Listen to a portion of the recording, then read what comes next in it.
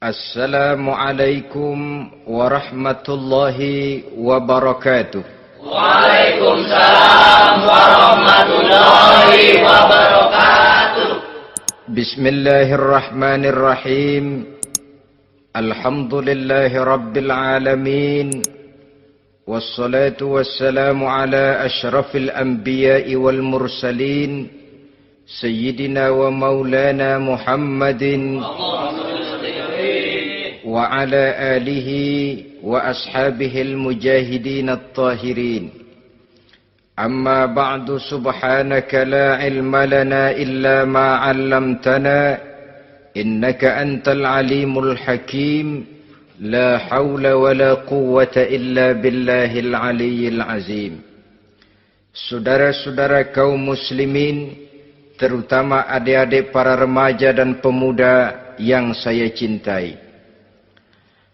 Apabila seseorang akan membangun rumah, tentu saja dia akan mengadakan beberapa pilihan. Sejak dari memilih lokasi di mana rumah itu akan didirikan, sampai kepada menentukan bahan-bahan kualitas yang akan dipakainya, sampai kemudian kepada wujud dan bentuk rumah yang akan ditinggalinya. Demikianlah bahwa untuk membangun sebuah rumah yang hanya untuk menaungi kehidupan di dunia ini, kita mengadakan berbagai macam pilihan. Apalagi kalau kita akan membangun sebuah rumah tangga yang kita harapkan tidak hanya akan menaungi kehidupan di dunia ini, tidak hanya untuk kepentingan kita saja, tetapi juga untuk kepentingan anak cucu kita di belakang hari, termasuk sampai kepada hari akhirat nanti. Oleh karena itu, pada pertemuan kali ini, saya hanya ingin khusus berbicara kepada adik-adik remaja dan para pemuda, bagaimana sebaiknya memilih jodoh menurut ajaran agama Islam. Dalam Al-Quran, Allah subhanahu wa ta'ala menjelaskan, Zuyyina linnasi hubbus syahawati minan nisa.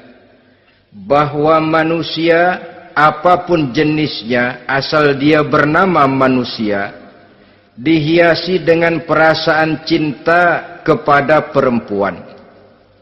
Jadi sejak dahulunya secara fitrah, laki-laki senang kepada perempuan, sebagaimana perempuan pun senang kepada laki-laki. Dihiasi rasa cinta ini dalam kehidupan manusia.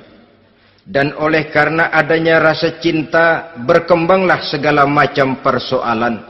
Sehingga seorang ahli cinta pernah berkata, cinta adalah 5 huruf yang membuat persoalan tidak akan pernah selesai. 5 huruf yang membuat persoalan tidak akan pernah selesai-selesai. Tetapi dalam kehidupan sehari-hari sering kita saksikan bahwa cinta ini bisa mendorong, memberikan motivasi yang baik, dan cinta ini pun bisa juga memberikan dorongan yang tidak baik. Oleh karenanya, apabila cinta itu ibarat setetes embun yang jatuh di bumi yang subur, akan tumbuhlah di atasnya aneka ragam bunga-bungaan yang harum semerbak, indah mewangi, sedap dipandang orang, menebarkan rasa aman, damai, sentosa, dan begitu selanjutnya. Tapi jika cinta itu jatuh di hati yang gersang dan tandus, tidak ada yang akan dapat tumbuh di sana selain sirih memanjat batu, kuning daunnya, lemah gagangnya. Maka cinta yang semacam itu tidak akan memberikan dorongan positif kepada seseorang di dalam kehidupannya. Maka lebih dahulu kita akan membicarakan cinta dalam artian yang positif ini, untuk nanti sampai kepada perempuan yang bagaimana yang harus kita cintai, atau laki-laki yang bagaimana yang harus dicintai oleh seorang perempuan. Saudara hadirin yang saya hormati, cinta dalam artian yang positif, pertama, dia selalu mendatangkan keindahan. Yang kedua, cinta itu memberikan energi atau semangat untuk berjuang. Dan yang ketiga, cinta itu selalu membawa resiko dalam bentuk pengorbanan. Maka cinta yang positif pertama melahirkan keindahan. Disinilah orang memerlukan filter atau saringan. Sebab keindahan yang didasarkan karena cinta itu merupakan satu keindahan yang relatif saja. Boleh jadi karena indah orang jadi cinta, boleh juga jadi karena cinta segala sesuatu terasa jadi indah.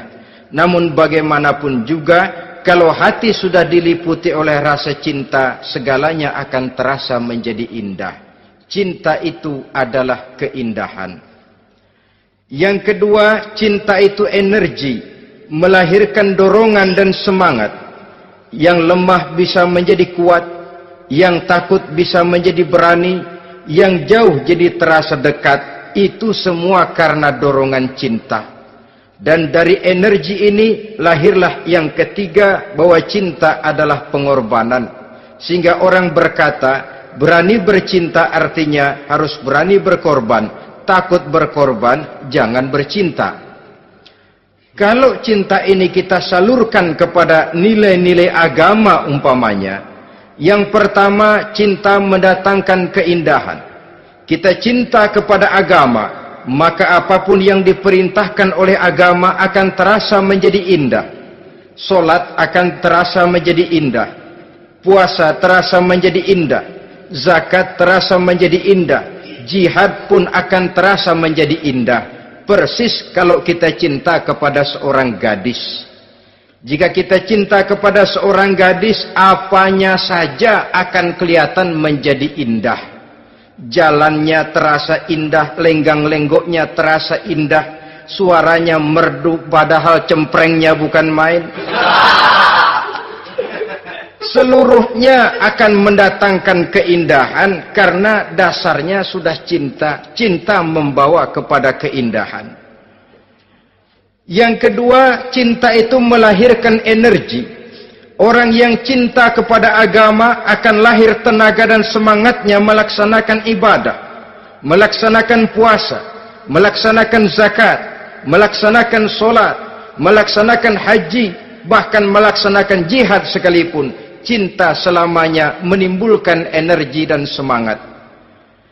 Sama saja dengan kita apabila jatuh cinta kepada seorang gadis, walaupun rumahnya jauh, katanya, gunung pun akan kudaki, lautan pun kuseberangi. Untuk apa itu? Untuk menemui apa yang kita cintai. Cinta selamanya melahirkan energi. Capek tidak terasa, lelah tidak terasa, semuanya tertutup oleh keindahan yang bernama cinta. Lalu yang ketiga, cinta membawa pengorbanan. Apabila kita cinta kepada agama, maka pengorbanan terhadap apapun yang diminta oleh agama, baik itu pengorbanan waktu, tenaga, pikiran, harta, bahkan pengorbanan nyawa sekalipun, kita tidak akan berat melaksanakannya karena cinta kita kepada agama yang kita anut ini. Demikian juga cinta kita kepada seorang perempuan akan membuat kita rela berkorban. Apapun yang dia minta, jangankan kita tidak mampu, kita tidak mampu sekalipun, kita masih berusaha untuk mampu guna memenuhi tuntutan si buah hati belahan jantung. Kadang-kadang malam minggu si doi ngajak nonton. Umpamanya duit tidak ada, gajian belum, kerja enggak. Timbullah inisiatif, entah sepatu kita jual ke tukang loa, entah celana mampir dulu ke tempat lain. Yang penting kita berkorban untuk memenuhi permintaan si buah hati belahan jantung. Ketika itu pengorbanan sudah tidak kita rasakan lagi. Bahkan pengorbanan yang paling pedih sekalipun, dalam gurau, dalam bercanda misalnya, dicubit kita oleh kekasih kita, pedih bukan main, terkelupas kulit, mengalir darah, bukan nangis, nyengir. malah kadang-kadang minta tambah dicubit lagi. Itulah romantikanya cinta, sanggup membuat orang berkorban, melahirkan energi dan semangat, menambah keindahan dalam kehidupan, sepanjang dia dalam artian yang positif. Kalau demikian masalahnya, di dunia yang penuh dengan perbenturan nilai sekarang ini, orang sering salah jalan bagaimana memilih jodoh untuk membangun rumah tangga yang bahagia. Jangan lupa bahwa membangun rumah tangga ini bukan hanya untuk 1-2 bulan, bukan hanya untuk 1-2 tahun, bahkan bukan cuma untuk kehidupan dunia, lebih daripada itu pun untuk menunjang kebahagiaan di akhirat. Oleh karenanya, memilih jodoh bukan satu hal yang mudah, bukan satu hal yang bisa dilaksanakan sambil lalu, tetapi memerlukan penelitian, memerlukan pengamatan yang mendalam. Apa petunjuk agama tentang itu? Dengan kata lain, bagaimana seharusnya seseorang memilih jodoh dalam kehidupannya? Ini tentu saja sumbangan moral buat adik-adik remaja dan para pemuda yang lagi kebingungan memilih jodoh, atau barangkali buat bapak-bapak yang kepengen nambah lagi.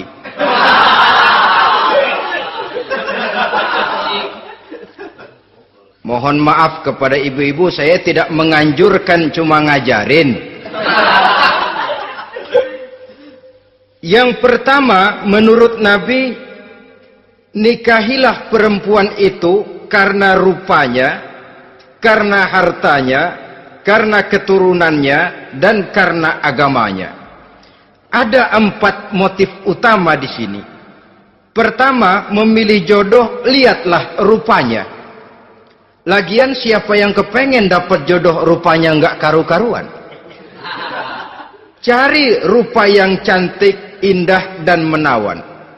Namun jangan lupa, saya katakan di zaman di mana sering terjadi benturan nilai seperti sekarang ini, orang sulit untuk mendapatkan keaslian.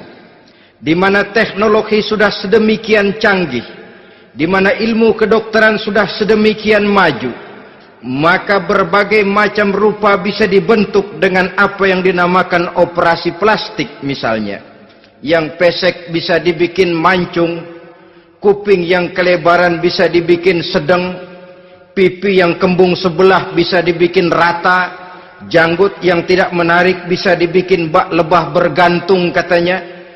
Oleh karena itu, kalau pilihan hanya tertuju kepada rupa yang cantik saja semata-mata, kita sudah melakukan satu kesalahan yang sangat besar.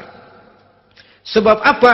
Diperingatkan oleh Nabi melalui hadis Ibnu Majah, Bazar dan Baihaqi dari Ibnu Umar. Janganlah kamu kawini seorang perempuan karena kecantikannya, sebab kecantikan boleh jadi akan mencelakakan. Jangan juga kamu kawini perempuan karena hartanya, sebab kekayaan biasanya akan mendatangkan kesombongan. Tetapi kawinilah karena agama dan akhlaknya, karena itulah yang akan membawa kepada kebahagiaan.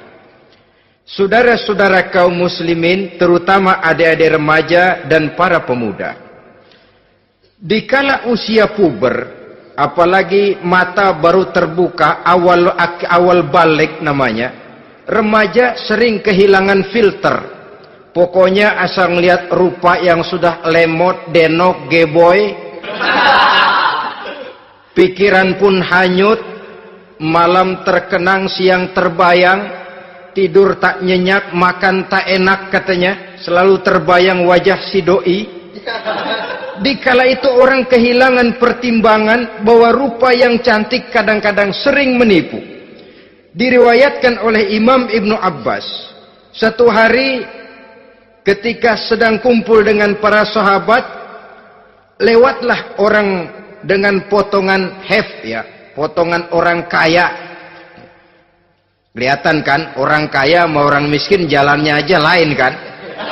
Jalannya saja, jangan gaya hidupnya, jalannya saja lain. Liwat dia. Rasul bertanya kepada seorang sahabat, menurut pendapatmu bagaimana orang yang lewat itu? Kata sahabat, oh, yang lewat ini ya Rasul, kalau dia meminang perempuan pasti diterima. Kalau dia menolong orang pasti berhasil. Kalau dia ngomong pasti didengerin. Kenapa? Orang kaya. Orang kaya ya Rasul.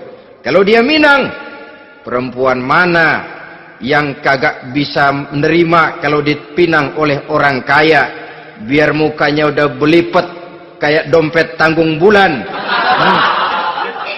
Kalau memang duitnya banyak, nggak kelihatan tuh muka yang belipet, yang kelihatan duit.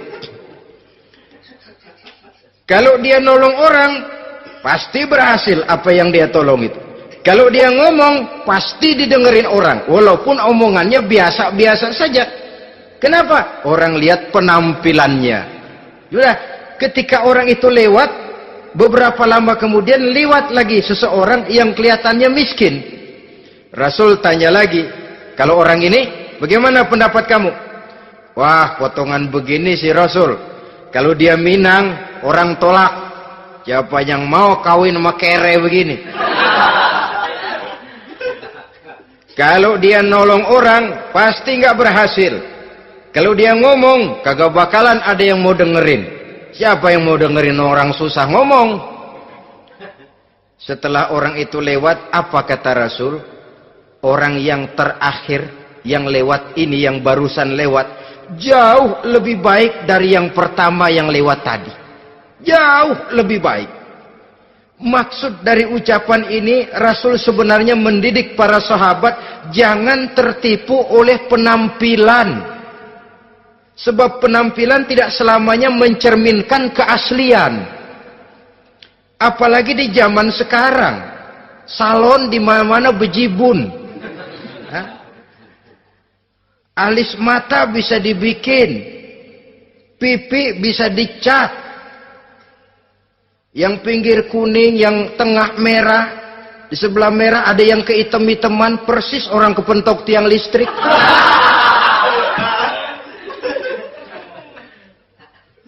Kecantikan yang artifisial, kecantikan yang bukan alami. Karena itu silakan saja cari yang cantik, tapi jangan terpaku sampai di situ. Sebab kecantikan di samping dia mudah berubah oleh pergeseran masa dan pertukaran waktu, ternyata penampilan tidak selamanya mencerminkan keaslian.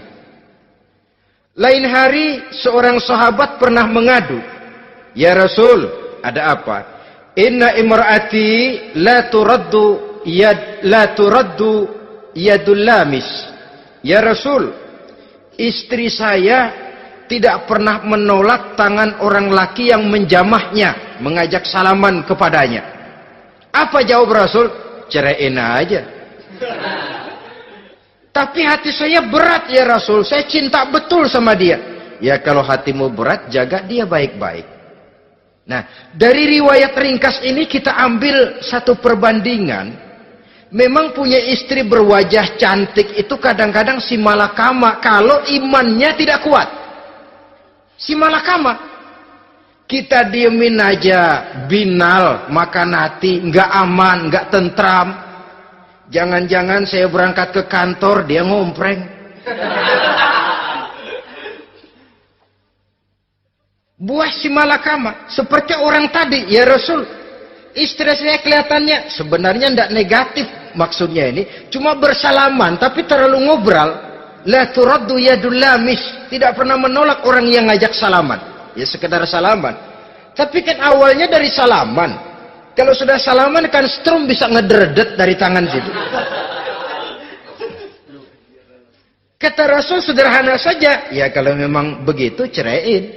Saya nggak kuat Rasul. Saya cinta betul sama dia. Kalau kau tak kuat berpisah dengan dia, jagalah dia baik-baik. Ajar, didik, tanamkan rasa keagamaan di dalam hatinya. Saudara-saudara kaum muslimin, jadi rupa yang cantik tanpa didasari oleh nilai-nilai agama akan membuat seorang suami di rumah tangganya seperti si malakama. Seperti berhadapan dengan buah si malakama kalau tidak diiringi dengan nilai-nilai moral yang luhur dan bekal agama yang tangguh. akan pergi jauh dari rumah rasanya tidak aman, sedangkan di rumah saja siapa yang akan mencari nafkah, dan begitu selanjutnya. Orang tadi jelas berhadapan dengan buah si malakama, didiamkan, makan hati. Sebab maaf, kalau seorang suami sudah tidak punya rasa cemburu terhadap istrinya, itu kan yang disebut dayus. Dan dayus itu jangankan masuk surga, bau surga saja dia tidak dapat. Tapi cemburu dalam artian bukan cemburu buta, cemburu dalam artian yang wajar. Dia cemburu, akan dikerasi takut kalau istrinya minta cerai, sedangkan dia cintanya sudah kadung medok bener. Si malakama jadinya. Nah, ini juga satu riwayat yang memberikan gambaran kepada kita. Pilihan, silakan cari rupa yang cantik saja. Cari yang cantik. Tapi kalau itu dijadikan motif utama tanpa dasar-dasar agama, saya khawatir nanti rumah tangga kita akan berhadapan dengan buah si malakama. Jadi adik-adik remaja, usaha, ikhtiar, cari yang cantik, yang kira-kira nggak membosenin, supaya kita betah tinggal di rumah, supaya kita merasa ada tempat berbagi rasa, ada tempat kita bernaung. Sebab kalau nyari bini sebini-bininya mah, ya jodoh di tangan Tuhan, kagak usah nyari juga ntar datang diri umpamanya. Iya, kalau yang datang peot. Orang harus berusaha, walaupun pada akhirnya jodoh toh memang ditentukan Allah. Kan 3 hal yang kita tidak bisa menentukan itu katanya. Maut, rezeki, jodoh. Itu yang masuk mysterious problem. Problem yang misterius. Maut, misterius. Kapan kita mati, kita sendiri tidak tahu. Tahun depan, 50 tahun lagi, 100 tahun lagi, tidak pernah seorang pun diberitahu. Tapi yang pasti dia bakal datang. Kapan dan di mananya, kita tidak tahu. Bisa di rumah, bisa di masjid, ya alhamdulillah. Bisa di majelis taklim, syukur. Bisa di medan perang membela agama, bagus. Pasti dia akan datang. Maut, mysterious problem. Sesuatu yang kita tidak tahu kapan datangnya. Rezeki, gitu juga. Sehingga orang sering bilang, rezeki katanya kayak bayangan. Kita ubur-ubur, dia lari. Kita diam, dia mah diam. Setengah mati kita ubur-ubur. Emang ukuran segitu? Segitu aja. Begitu kita nggak ngapa-ngapain, datang yang bawain rezeki. Namanya rezeki itu mysterious problem. Kadang-kadang ngobek, sungsang, sumbul, udah segala tanah orang kita ukur-ukurin. Udah segala ngomong sudah nggak ada yang loh, tuh sudah buta. Tapi memang bayangan, kalau belum rezeki ya belum. Kadang-kadang nyari kode sampai tidur di kuburan. Belepotan tanah kuburan loh. Yang aneh lagi kadang-kadang orang gila ditanyain. Allahu Akbar, ini kode-kode zaman sekarang ini. Sampai orang waras nanyain orang gila itu gimana itu. Ini sudah efek yang betul-betul negatif. Sudah jelas orang gila kok ditanya. Apa kira-kira yang nanya nggak lebih gila dari yang gila itu?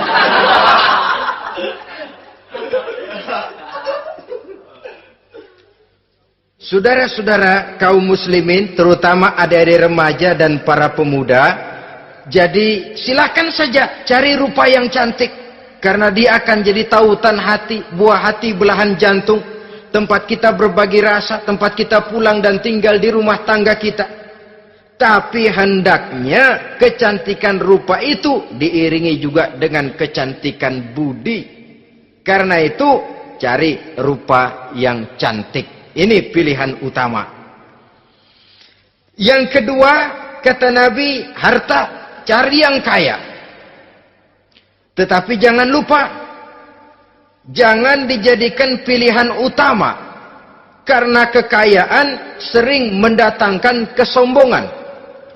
Apalagi kalau seorang pemuda mendapat istri orang kaya.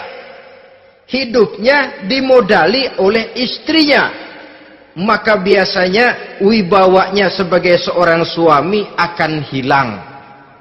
Akhirnya komando di tangan istri. Dikala itulah suami tidak lebih daripada prajurit yang taat kepada komando istrinya. Padahal menurut konsep Quran, ar-rijalu qawwamuna 'alan nisa, laki-laki diciptakan sebagai pembimbing bagi perempuan. Kalau nanti suatu saat terjadi benturan, sedangkan modal diberikan oleh istri, terjadilah pengungkitan. Kata istrinya apa? Lu jangan bertingkah, lu kan kawin sama gue, modal lu kolor doang.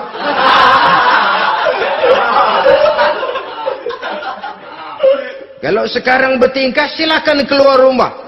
Bawa seperti engkau datang dulu. Jangan bawa apa-apa. Pergilah seperti engkau datang dulu kemari. Hilanglah wibawa seorang suami. Suami kalau udah digentak sama istri begitu, ngelempuruk kayak ayam sampar. Di mana lagi letak wibawanya? Harta sering mendatangkan kesombongan. Oleh karena itu, walaupun diperintahkan cari yang keturunan orang kaya, tapi maksudnya jangan dompleng. Sebab kepribadian seorang suami akan ditentukan oleh sifatnya sendiri. Keberadaannya ditentukan oleh karya dan perbuatannya sendiri. Itulah yang akan menampilkan kepribadian dia dalam kehidupan di masyarakat ini. Saudara-saudara kaum muslimin, terutama adik-adik remaja dan para pemuda, kan kadang-kadang di zaman sekarang kan kelas-kelas gigolo, playboy ya, nyari tante-tante kesepian, mejeng-mejeng di pinggir-pinggir jalan dengan harapan apa? Ya barterlah, tukar tambah. Nah, supaya dapat rokok, dibelikan pakaian, motor dan sebagainya. Tapi yang jelas hilang harga diri sebagai laki-laki, dan itu yang paling mahal. Kalau seorang laki-laki sudah kehilangan harga diri, apalagi yang bisa dibanggakan dalam kehidupan ini? Apa artinya naik mobil kalau kepala tertunduk ke bawah? Apa artinya jalan di tengah masyarakat kalau kita tidak bisa menengadah dengan satu kebanggaan? Hilangnya harga diri merupakan kehancuran awal dari sebuah pribadi yang untuk jangka panjang kita tidak akan bisa lagi berbuat banyak. Tanpa harta orang memang sulit untuk bahagia. Tapi harta semata-mata bukan merupakan jaminan bahwa orang lantas akan bahagia. Saya barangkali harus berkata, banyak orang miskin yang kaya. Tapi tidak sedikit orang kaya yang miskin. Saya ulangi ini. Banyak orang miskin yang kaya. Tetapi tidak sedikit orang kaya yang miskin. Nah, bagaimana pengertiannya? Orang miskin yang kaya, materinya sederhana, peralatan rumah tangganya sederhana, tapi hatinya kaya. Oleh karena hatinya kaya, jiwanya lapang. Sebaliknya, orang kaya yang miskin, di tengah kelimpahan materi yang berlimpah, segalanya serba ada, hatinya yang miskin. Kelimpahan materi tidak akan sanggup mengobati kemiskinan hatinya. Sehingga di tengah kehidupan yang serba ada, dia masih merasa kurang, maka dia tidak pernah cukup. Di tengah kemilauan dan gemerlapan serta glamornya rumah mewah, dia merasa hidup di tengah gurun pasir yang gersang dan tandus. Karena itu, biarlah miskin harta tapi kaya budi, daripada kaya harta tapi miskin budi. Lebih utama lagi, kaya harta, kaya budi. Itu idealnya. Dasar pilihan ketiga, sesudah rupa dan harta, menurut Nabi, keluarga. Faktor keturunan sangat menentukan. Pepatah mengatakan, buah apel akan jatuh tidak terlalu jauh dari pohonnya. Biasanya kalau bapak kalong, anak kampret. Bapak nyolong, anak nyopet. Itu fotokopi.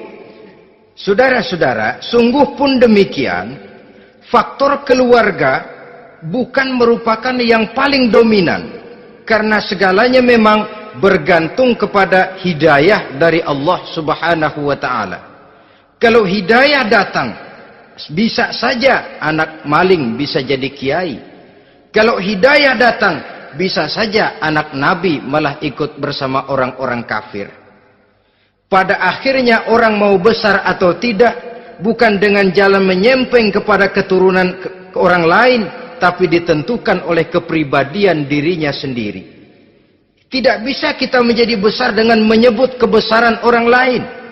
Itu sebabnya dicontohkan oleh Imam Ali pada saat beliau berkata, "Laisal fata may yaqulu kana abi, walakinnal fata may yaquluha anadha."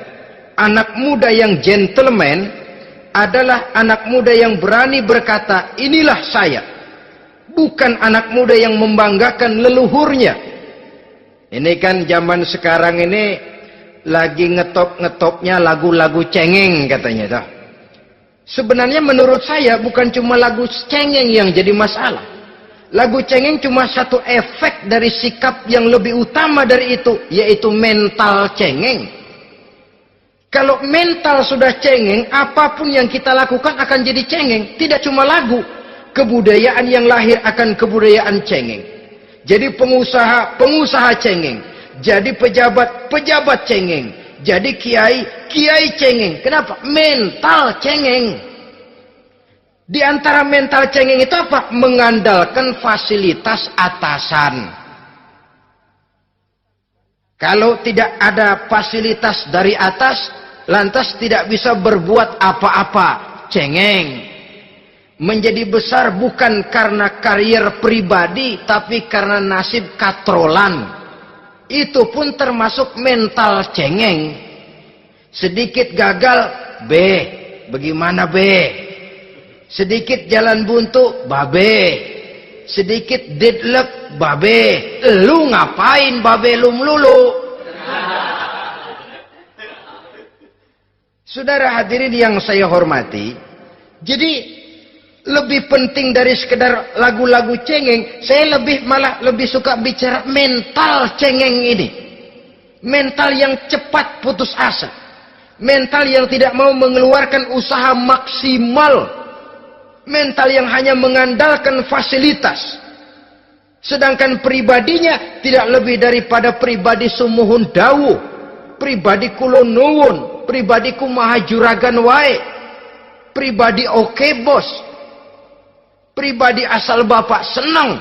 Bukankah itu semua merupakan cermin dari mental-mental yang cengeng, yang untuk jangka panjang tidak akan pernah menguntungkan daripada pembangunan bangsa dan negara yang kita cintai ini. Seseorang mau besar atau tidak bukan dengan jalan menyempeng kepada kebesaran orang lain. Bahkan Syauqi dalam sebaik syairnya yang lebih tegas mengatakan, wa syarrun nasi zu khumulin iza fakhartahum zakarul jaduda wa syarrun nasi wa khairun nasi zu syarafin qadimin aqama li nafsihi syarafan jadida. Generasi yang paling jelek adalah generasi pemalas. Kalau kelihatan orang lain lebih hebat dari dia, disebut-sebutnya kebesaran nenek moyangnya. Dia sendiri nggak punya prestasi apa-apa. Kerjanya cuma ngandeli kerjanya cuma menggelayuti fasilitas orang tuanya. Tanpa itu dia tidak akan punya nilai dan harga sama sekali. Ini generasi paling jelek. Kalau orang lain kelihatan lebih hebat, dia sebut nenek moyangnya. Lo sih belum apa-apa lo, baru kopral lo. Engkong gua no, komandan Hansip. Engkongnya yang disebutin. Dia sendiri tidak punya prestasi apa-apa. Jadi silahkan saja cari gadis dari keturunan keluarga yang baik-baik. Tapi jangan jadikan tendensi utama, jangan dengan niat untuk menyempeng kepada kebesarannya. Tapi paling tidak dengan niat agar mudah-mudahan dari benih yang baik ini akan lahir keturunan-keturunan yang baik pada akhirnya nanti. Itu yang kita harapkan. Bukan lalu dengan pertimbangan, weh, mertua gue bos nih, kali aja begitu gue kawin aja mampus. Ini semua warisan kan jatuh kemari semua. Kalau itu niatnya sudah jelas salah.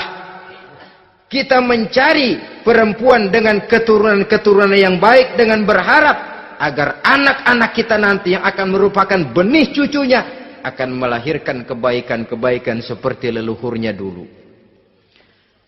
Saudara, pilihan yang keempat kata Nabi, agama. Ini yang paling inti. Kenapa? Agama itu motivasinya moral. Di sini segalanya ditentukan. Rupa yang baik, harta yang banyak, keluarga yang luhur. Kalau sudah dilandasi oleh agama yang rapuh, bahkan tidak beragama sama sekali, ketiga hal di atas tadi hanya akan mendatangkan malapetaka. Sekarang kan kita tertipu oleh penampilan. Padahal penampilan belum tentu kenyataan. Di jalan-jalan kita akan lebih terpesona melihat gadis pakai miniskirt di atas lutut ketimbang kita melihat gadis-gadis yang pakai jilbab. Kalau sudah pakai jilbab keliwat, yang usil banyak banget, bau sorga nih. Bau sorga katanya. Tapi kalau sudah yang pakai miniskirt itu yang lewat, itu dari ujung ke ujung mata kagak mau kedip. Laler nemplok di mata kagak dirasain. Kita terpesona oleh penampilan zahir, padahal penampilan belum tentu memantulkan hal yang sebenarnya.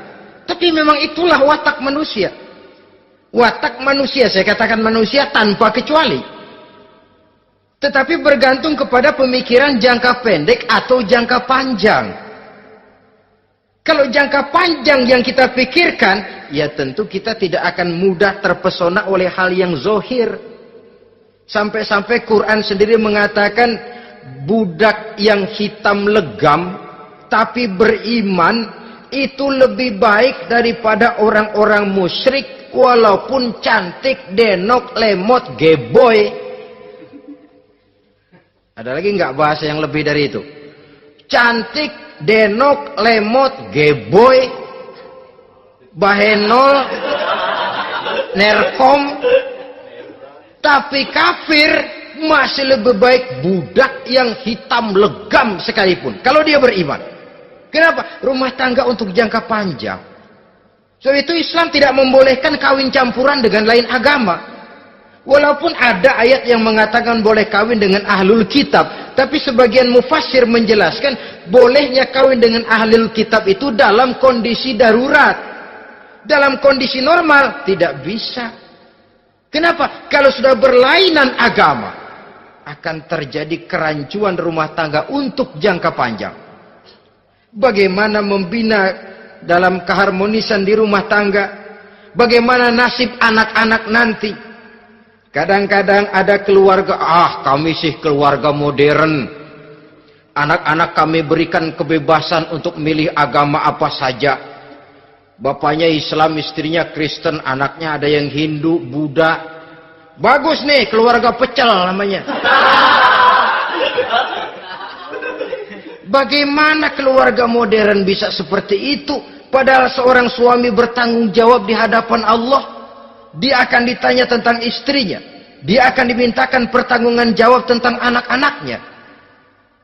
Kalau istri kita berlainan agama, mungkin terjadi pengkaplingan. Pokoknya kalau anak perempuan ikut ibu, anak laki ikut bapak. Administrasi dunia bisa begitu, tapi akhirat, pertanggungan jawab di hadapan Allah. Bisakah kita? Sorry aja Tuhan, emang janjinya begini. Saudara hadirin yang saya hormati, oleh karena itu budak legam hitam kalau beriman masih lebih baik daripada orang-orang yang tidak beriman walaupun cantik dan mempesona. Kenapa? Ini faktor agama. Ya buat 1-2 bulan bisa terwujud rumah tangga yang tentram. 2-3 tahun mungkin masih bisa bertahan, tapi sampai kapan? Sampai kapan itu akan terwujud? Pada akhirnya akan muncullah dilema yang akan sulit buat diatasi. Oleh karenanya motif agama dijadikan stres oleh Nabi. Fasfar bizatiddin taribat yadak. Pilih agama sebagai titik sentral, sebagai pilihan utama. Kalau agamanya kuat, walaupun rupanya sederhana, tapi karena nilai agamanya kuat, dia bisa menyenangkan hati suaminya. Dia bersolek untuk kepentingan suaminya. Dia taat kepada suaminya. Harta, dia anak orang kaya untuk membantu perjuangan suaminya. Tapi kalau tidak ada modal agama, rupa yang cantik bisa menyengsarakan suami. Apalagi kalau suami kere. Istrinya sudah cantik, kaya ataupun tidak kaya kadang-kadang. Udah, suaminya suruh ngempuk di rumah, bininya yang kerja. Ya kalau kerja mendingan kalau dikerjain itu.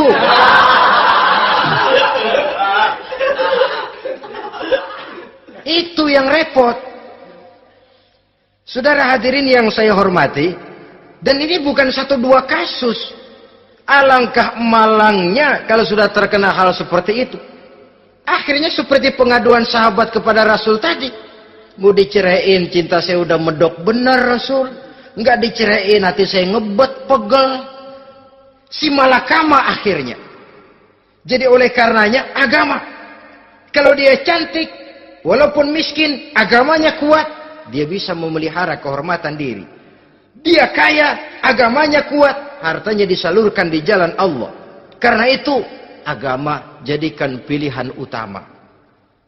Dan ukuran agama itu bukan cuma jilbab loh. Ya kadang-kadang ada juga yang jilbabnya nggak pernah lepas, tapi kadang-kadang akhlaknya lebih binal dari yang kribo. Ada cuma sekedar kamuflase saja, itu pun penampilan, sekedar penampilan saja. Cuma dari segi aurat ya memang lebih baik dan lebih utama, dan saya kira lebih mengundang penasaran toh. Duren kalau udah dibuka kan kelihatan isinya, emang udah begitu, udah. Tapi kalau masih rapat, itu yang rasanya kita pengen buka, timbul tantangan, gue pengen tahu isinya. Rasanya juga begitu.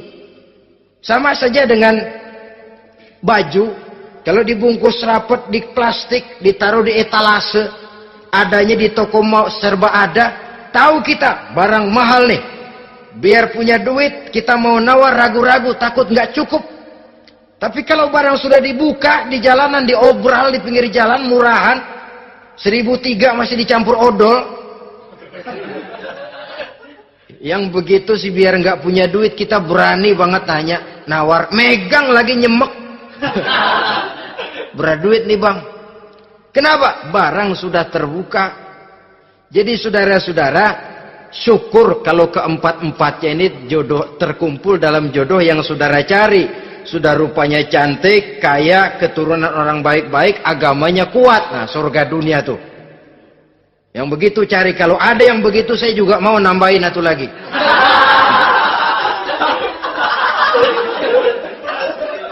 Tapi yang kumpul keempat-empatnya ini terus terang saja langka. Makhluk langka ini. Kadang-kadang cantik, kaya, keluarganya hebat, agamanya nol, akhlaknya kayak setan. Tapi yang paling celaka kalau empat-empatnya kagak ada. Rupanya jelek, melarat, bapaknya biang maling, kagak beragama lagi. Apanya yang mau dipilih? Mampus saja mendingan. Sudah nggak ada pilihan sama sekali tuh. Sudah nggak ada pilihan sama sekali.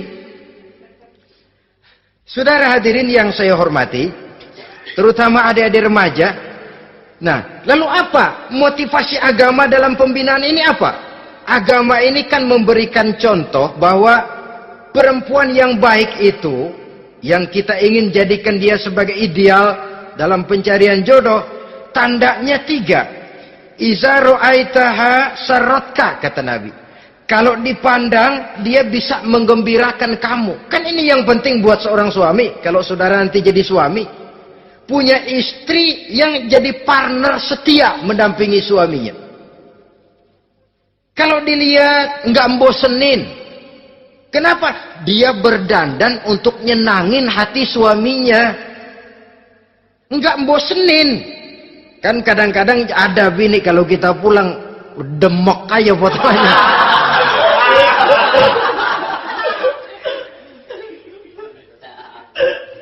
Ini yang bikin suami nggak betah di rumah ini kan yang begini. Adapun perempuan yang beragama, apabila dipandang oleh suaminya, dia pandai menyenangkan hati suaminya. Andai kata suaminya dalam kesulitan, dia tidak menambah beban kesulitan. Paling tidak dia bisa memberikan satu bantuan moral. Bantuan moral untuk mengurangi beban kesulitan daripada suaminya. Suami pulang dagang rugi, kata istrinya, romantika bang. Sekali-sekali lah, masa selamanya dagang mau untung. Besok siapa tahu untung lebih besar. Kan meringankan tuh. Kadang-kadang enggak, suami pulang dagang dari pasar panas, rugi. Sampai rumah bini pidato. Pletar-pletor. Lu dagang rugi, emang lu laki goblok.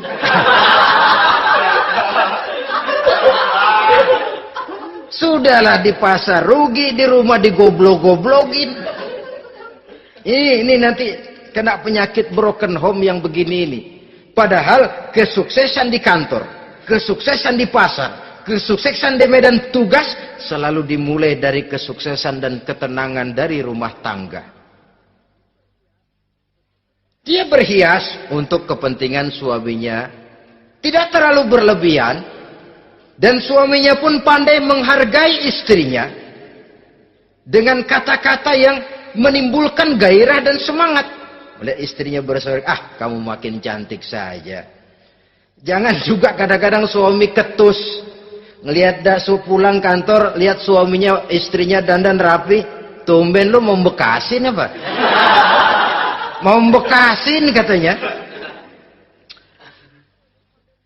Artinya apa ini? Pandai mengembirakan, bisa tenggang rasa, bisa berbagi rasa.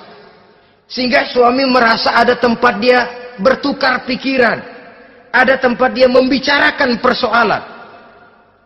Dialog dalam kehidupan berumah tangga itu sangat diperlukan.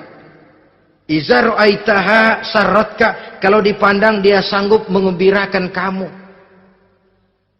Dikasih uang 500 senyum, 5.000 pun ketawa, menggembirakan. Dia bisa taruh kata hatinya kesel, tapi mulutnya senyum. Nah ini yang sulit ini. Senyum tapi kesel, kesel tapi senyum. Kadang-kadang istri itu kan kalau sudah kesel, suami pulang nggak bisa dia menyembunyikan kekesalannya. Dari jauh suami sudah lihat ini yang nyambut, ini bemo ini. Udah monyong, serem. Saudara hadirin yang saya hormati, yang kedua, bila diperintah dia taat. Ini pengaruh agama. Sehingga Nabi mengatakan, "Lau amartu li ahadin ayyasjuda ila ghairiha, la amartul mas'ada la amartul mar'ata litasjuda ila zawjiha likibari haqqihi 'alaiha." Andai kata saja boleh aku memerintahkan manusia untuk sujud kepada sesama manusia, pastilah aku perintahkan perempuan untuk sujud kepada suaminya. Kenapa? Karena besar hak suaminya kepada dirinya. Untung sujud kepada manusia tidak boleh. Andai kata boleh, perempuan disuruh sujud sama suaminya. Ini tidak perlu sampai sujud, cium tangan saja minta ridho suami. Kadang-kadang perempuan sekarang berat. Paling banter setahun sekali lebaran doang. Laki pulang sembahyang tubruk, cium tangan, minta redo, nangis segala macam. 3 hari habis lebaran, beras habis, monyong aja lagi.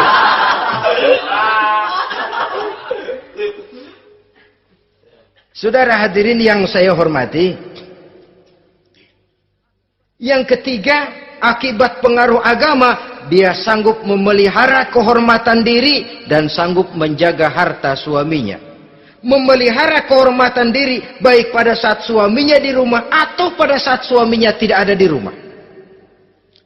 Satu riwayat, Seorang sahabat akan pergi perang jihad di fisabilillah. Ketika mau berangkat dia bilang kepada istrinya, saya mau berangkat perang. Kalau saya belum pulang kamu jangan keluar rumah. Baik bang. Pergi istrinya. Pergi suaminya jihad. 1 minggu, 2 minggu berlalu belum juga pulang. 1 hari datang utusan dari rumah orang tua si istri ini. Assalamualaikum bu. Waalaikumsalam. Ada apa? Ada berita kurang enak bu. Orang tua ibu sakit parah. Mohon tolong ditengokin. Apa kata si istri? Maaf saja, suami saya belum pulang dari medan perang. Saya belum dapat izin keluar rumah kalau dia belum pulang. Tolong sampaikan maaf saya kepada orang tuanya. Pulanglah utusan tadi. Besok balik lagi. Bu, ada apa? Udah Senin Kemis. Napasnya sudah sampai tenggorokan. Tolong tengokin buat terakhir kalinya bu. Suami saya belum pulang. Dia pesan kalau dia belum pulang saya jangan keluar rumah. Saya nggak bisa tengokin orang tua saya. Salam maaf saja. Pulang utusan itu. Besok balik lagi. Bagaimana? Sudah meninggal bu. Mau dikubur. Tengokinlah buat terakhir kalinya. Suami saya belum pulang. Saya belum berani keluar rumah kalau suami saya belum pulang. Itu janji saya sama suami saya. Pulanglah utusan ini ngadu kepada Rasulullah sallallahu alaihi wasallam. Ya Rasul, ini perempuan kelewatan benar. Dari orang tuanya sakit sampai sekarat, sampai mati, sampai dikuburin dia nggak nengokin. Memangnya kenapa? Suaminya katanya pergi jihad. Dan suaminya tidak mengizinkan dia keluar rumah. Kalau si suami belum pulang. Apa jawab Rasul? Marahkah beliau? Tidak. Beliau senyum. Apa katanya? Dosa orang tua yang meninggal ini telah diampuni oleh Allah karena dia punya anak perempuan yang begitu taat kepada suaminya. Allahu Akbar. Dosa orang tua yang sudah meninggal itu diampuni oleh Allah karena dia punya anak perempuan yang begitu taat kepada suaminya.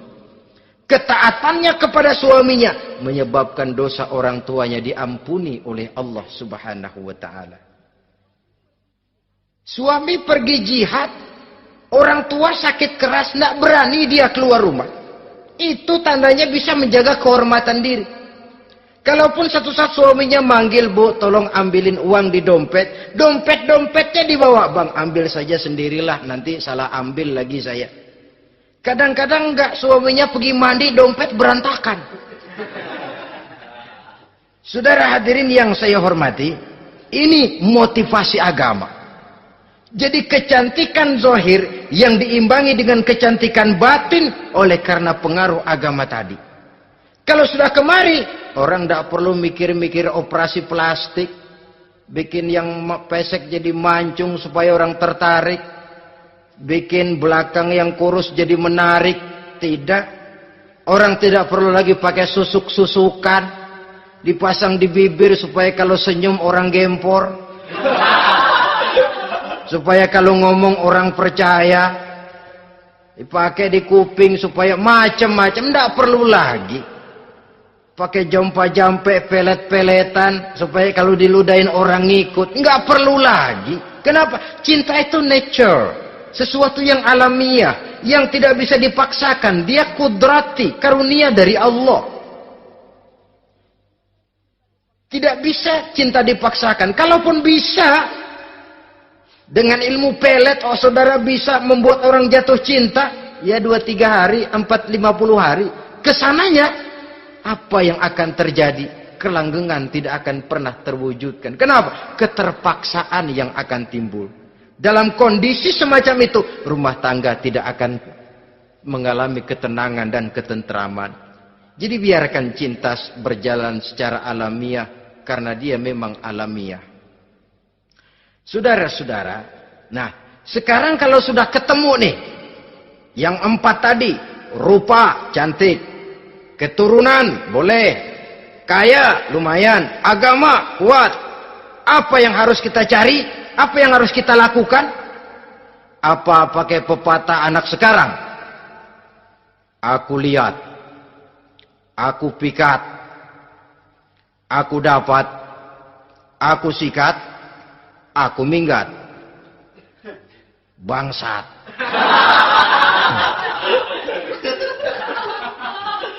Itu kan ada moto cinta kilat begitu tuh. Cinta kilat katanya. Aku lihat, aku pikat, aku dapat, aku sikat, aku minggat. Bangsat.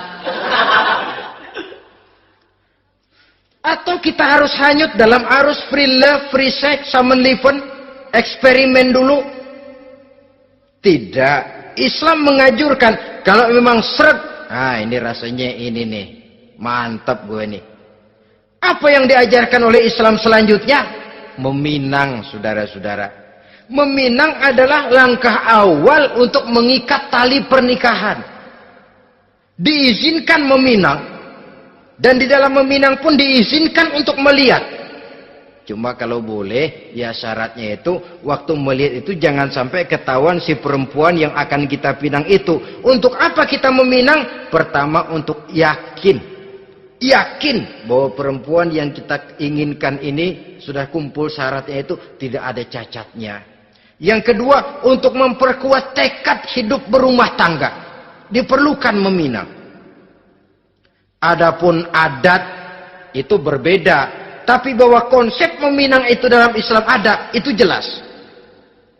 Ya kalau mesti bawa pisang raja, pakai roti buaya, pakai martabak segede ban mobil truk segala macam, itu adat saja, ya. Tapi yang real meminang itu ada dalam Islam. Nah, bagaimana adab meminang? Setelah kita tahu anak ini cantiknya ya, keturunan baik, ya kekayaannya lumayan, agamanya kuat, pinanglah dia. Caranya boleh lihat langsung. Lihat langsung kalau bisa tanpa setahu si perempuan. Dan batas yang boleh dilihat itu muka dan tangan. Itu saja. Jadi jangan gerusak. Minta permisi Pak, saya mau ngelihat anak bapak seutuhnya. Soalnya buat saya ini nanti. Apanya aja dibedolin, jangan. Kira-kira yang boleh itu muka sama tangan. Andai kata kita risih, sebab nanti kalau nggak jadi akan jadi timbul rasa malu dan si perempuan juga kasihan. Boleh mengutus perempuan yang kita percaya. Coba kau ke sana, lihat kondisinya yang sebenarnya bagaimana. Kalau ngelihat dari jauh sih utuh, siapa tahu nanti tangannya kurang sebelah. Coba lihat sana. Saudara-saudara, kemudian boleh juga ditanyakan kepada orang tuanya. Dan dalam hal ini orang tua si gadis tidak boleh menyembunyikan aib atau cacat yang dimiliki oleh anaknya. Dia harus menceritakan apa adanya, sampai pun kekurangan anaknya yang paling kecil sekalipun. Sebab apa? Jangan sampai istilah pepatah beli kucing dalam karung. Kedengeran suaranya doang meong-meong, begitu dibuka tuh kucing gempor sebelah kakinya nggak ada. Kan tentu kita tidak kepengen kecewa di belakang hari. Itulah perlunya meminang sebagai jembatan untuk menuju kepada pernikahan. Nah, dengan demikian kalau sudah usaha meminang ini dilaksanakan, jangan merasa sudah setengah resmi. Ini yang kadang-kadang jadi penyakit. Malah sesudah meminang harus masing-masing lebih menjaga diri, menjaga kehormatan, menjaga pergaulan. Kenapa? Agar saat memasuki jenjang pernikahan nanti merupakan jenjang yang sangat ditunggu-tunggu. Ada rasa keinginan tahu. Kalau tidak, ya udah biasa, nggak giroh lagi ngadepin perkawinan. Kenapa? Kemarin-kemarin gue udah cobain. Hilang gairah lagi. Sebab itu kalau sudah meminang, jangan merasa sudah setengah halal. Ah, udah minang ini Kadang-kadang orang tua juga konyol. Sudah dipinang, diumbar. Lu bawa kemana keda lu udah pinang? Padahal meminang itu cuma langkah awal. Sedangkan selanjutnya harus lebih berusaha menjaga kehormatan diri. Sampai pada saat nanti pelaksanaan pernikahan. Nah, saudara-saudara, terutama adik-adik remaja dan para pemuda, walaupun agak sekilas memang karena terbatasnya waktu pada pertemuan ini, mudah-mudahan bisa memberikan gambaran yang sepintas tentang bagaimana sebaiknya kita memilih jodoh di dalam membina rumah tangga yang bahagia. Semoga ada manfaatnya. Terima kasih atas segala perhatian. Mohon maaf atas segala kekurangan. Usikum wa nafsi bitaqwallah. Wassalamualaikum warahmatullahi wabarakatuh.